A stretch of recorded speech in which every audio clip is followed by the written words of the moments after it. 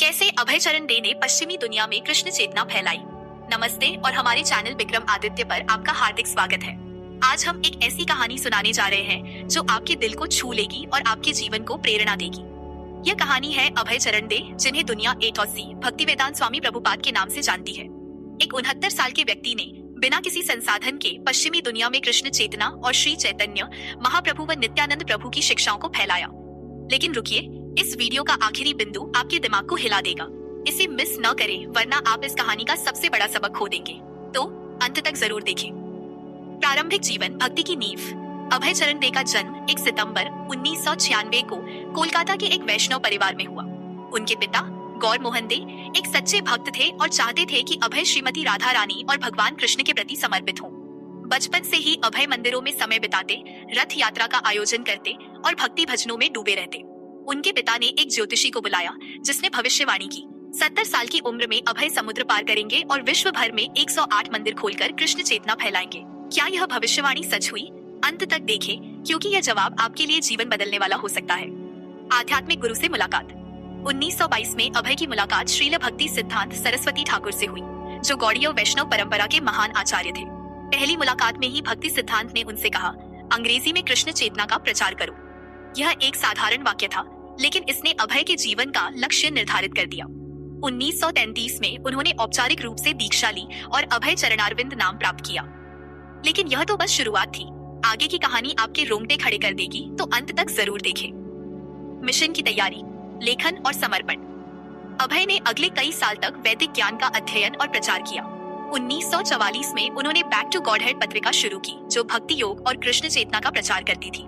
उन्होंने भगवत गीता और श्रीमद् भागवतम का अंग्रेजी में अनुवाद शुरू किया। 1959 में उन्होंने वृंदावन में संन्यास लिया और A.C. भक्तिवेदांत स्वामी प्रभुपाद बन गए। अब वह पूरी तरह अपने गुरु के मिशन को समर्पित थे। अमेरिका की यात्रा, विश्वास का साहस। 1965 में 69 साल की उम्र में प्रभुपाद ने जलदूत नामक एक मालवाहक जहाज से न्यूयॉर्क की यात्रा शुरू की। यह यात्रा 35 दिनों की थी और भयंकर थी। रास्ते में उन्हें 2 दिल के दौरे पड़े, लेकिन कृष्ण के प्रति उनका विश्वास अटल रहा। अपनी डायरी में उन्होंने लिखा, मैं केवल भगवान कृष्ण पर निर्भर हूँ। न्यूयॉर्क पहुँचने पर उनके पास सिर्फ 40 रुपए और कुछ किताबें थी। क्या आप कल्पना कर सकते हैं? इतनी कम उम्र में इतना बड़ा जोखिम। न्यूयॉर्क में संघर्ष, शुरुआती कदम। न्यूयॉर्क में प्रभुपाद को भारी चुनौतियों का सामना करना पड़ा। वह बोवेरी जैसे खतरनाक इलाके में रहे, जहाँ ठंड और गरीबी ने उन्हें घेर रखा था। फिर भी उन्होंने हार नहीं मानी। उन्होंने 26 सेकेंड एवेन्यू पर एक छोटा सा स्टोर फ्रंट किराए पर लिया और उसे मंदिर में बदल दिया।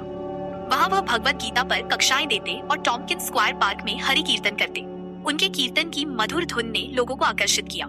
यह तो बस शुरुआत थी। आखिरी बिंदु में कुछ ऐसा है जो आपको हैरान कर देगा, तो स्किप न करें। युवाओं का आकर्षण, एक नया आंदोलन। 1960 के दशक में अमेरिका में युवा भौतिकवाद और युद्ध से तंग आ चुके थे। प्रभुपाद के कीर्तन और उनकी सादगी ने उन्हें आकर्षित किया। उन्होंने अपने शिष्यों को 4 नियम सिखाए।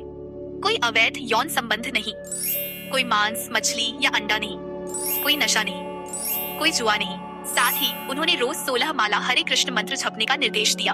हरे कृष्ण कृष्ण कृष्ण हरे हरे, हरे राम राम राम हरे हरे। उन्होंने अपने अनुयायियों को प्रसादम बनाना सिखाया। एक बार एक शादी के लिए प्रभुपाद ने खुद 14 व्यंजनों का भोज तैयार किया, जिसने सभी को प्रभावित किया। प्रसादम बांटना भक्ति का एक महत्वपूर्ण हिस्सा है। प्रभुपाद। ISKCON का जन्म, वैश्विक आंदोलन। जुलाई 1966 में प्रभुपाद ने न्यूयॉर्क में international society for Krishna consciousness ISKCON की स्थापना की। यह एक छोटे से मंदिर से शुरू हुआ, लेकिन जल्दी ही San Francisco, Los Angeles, London और टोक्यो तक फैल गया। उनके शिष्यों ने सड़कों पर कीर्तन किए और किताबें बांटी। ISKCON ने न केवल मंदिर खोले, बल्कि स्कूल, फार्म और रेस्तरां भी शुरू किए। क्या आप जानते हैं कि ISKCON की स्थापना एक ज्योतिषीय भविष्यवाणी से जुड़ी थी? अंत में इसका खुलासा होगा। श्री चैतन्य और नित्यानंद की शिक्षाएं। श्री चैतन्य महाप्रभु, जो 15वीं शताब्दी में बंगाल में प्रकट हुए, को भगवान कृष्ण का अवतार माना जाता है।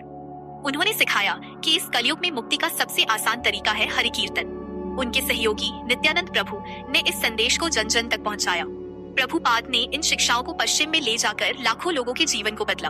उन्होंने कहा, कीर्तन में इतनी शक्ति है कि यह दिल को शुद्ध करता है। पुस्तकों का प्रभाव, वैदिक ज्ञान का प्रसार। प्रभुपाद ने Bhagavad Gita as it is, Srimad Bhagavatam और चैतन्य चरितामृत जैसी पुस्तकों का अंग्रेजी में अनुवाद किया।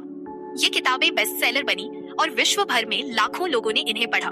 उन्होंने अपने शिष्यों से कहा, मेरी किताबें बांटना मेरा सबसे बड़ा प्रचार है। उनके शिष्य हवाई अड्डों, सड़कों और बाजारों में किताबें बेचते और कीर्तन करते। इन किताबों ने कैसे लाखों लोगों का जीवन बदला, इसका जवाब आपको अंत में मिलेगा। जॉर्ज हैरिसन और वैश्विक प्रभाव। प्रभुपाद की शिक्षाओं ने बीटल्स के जॉर्ज हैरिसन को गहराई से प्रभावित किया। 1969 में जॉर्ज ने राधा कृष्ण टेम्पल एल्बम बनाया, जिसमें हरे कृष्ण मंत्र शामिल था। उनके गीत माय स्वीट लॉर्ड ने दुनिया भर में कृष्ण चेतना को लोकप्रिय बनाया।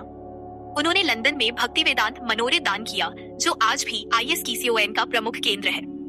मैं प्रभुपाद का बहुत सम्मान करता हूँ। उनकी शिक्षाएं मेरे लिए जीवन का आधार है। George Harrison. विरासत, एक वैश्विक आंदोलन। 1987 में प्रभुपाद ने वृंदावन में अपनी अंतिम सांस ली, लेकिन उनकी विरासत आज भी जीवित है। उनके जीवन काल में ISKCON ने 100 से अधिक मंदिर स्थापित किए। आज ISKCON के सैकड़ों मंदिर, स्कूल और फार्म विश्व भर में है। उनके शिष्य और अनुयायी आज भी कीर्तन, प्रसादम और पुस्तक वितरण के माध्यम से कृष्ण चेतना फैला रहे हैं।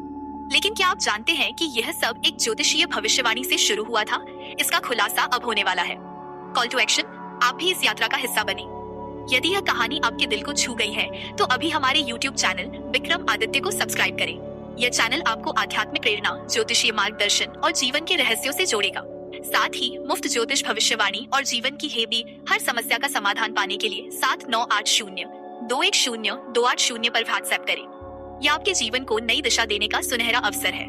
क्या आप अपने सपनों को सच करना चाहते हैं, जैसे प्रभुपाद ने किया? तो अभी सब्सक्राइब करें और व्हाट्सएप करें। आखिरी बिंदु, ज्योतिषीय भविष्यवाणी का सच होना। अब वह पल आ गया है जिसका आप बेसब्री से इंतजार कर रहे थे। जब अभय चरण दे का जन्म हुआ, तो एक ज्योतिषी ने भविष्यवाणी की थी। 70 साल की उम्र में वह समुद्र पार करेंगे, एक प्रसिद्ध धार्मिक गुरु बनेंगे और विश्व भर में 108 मंदिर खोलेंगे। क्या यह सच हुआ? हाँ, बिल्कुल। प्रभुपाद ने 59 साल की उम्र में समुद्र पार किया और 1977 तक 100 से अधिक मंदिर स्थापित किए।